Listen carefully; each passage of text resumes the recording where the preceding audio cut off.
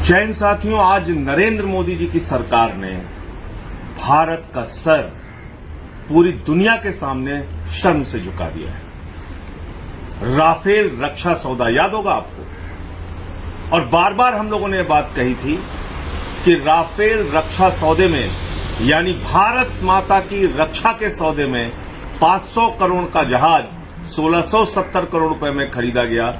एक महा घोटाला और भ्रष्टाचार हुआ है, और इस पे सुप्रीम कोर्ट का भी फैसला आ गया। उस समय भी सुप्रीम कोर्ट के फैसले को लेकर तमाम बातें हुई थी, लेकिन आज जो सच सामने आया है वो बहुत चौंकाने वाला है। और वो सच ये है कि एक दलाल के माध्यम से, जिस दलाल ने ये रक्षा सौदे को संपन्न कराने में अपनी भूमिका निभाई मोदी सरकार के साथ मिलकर, उसको डेसॉल्ट कंपनी जो राफेल बनाती है, उस कंपनी ने 1 मिलियन यूरो की दलाली दी, 5 लाख यूरो गिफ्ट के तौर पे दिया।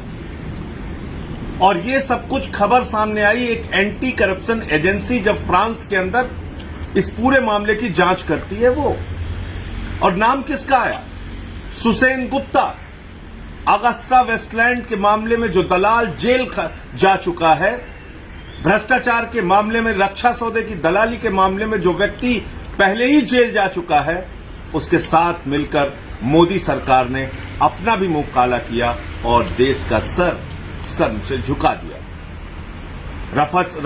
राफेल रक्षा सौदे की दलाली को लेकर आपको याद होगा, मैंने सुप्रीम कोर्ट में भी याचिका दाखिल की, और इस मामले में मैं शुरू से कह रहा हूं कि 3 गुने से ज्यादा अधिक दामों पर राफेल की खरीद हुई, और उसमें एक महा घोटाला और भ्रष्टाचार हुआ।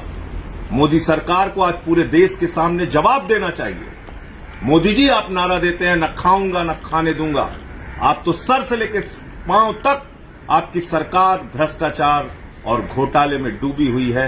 और ये तो एक ऐसा घोटाला है जो भारत माता की रक्षा के लिए किए गए सौदे में किया गया घोटाला, भारत माता की रक्षा के लिए किए गए राफेल की खरीद में घोटाला है।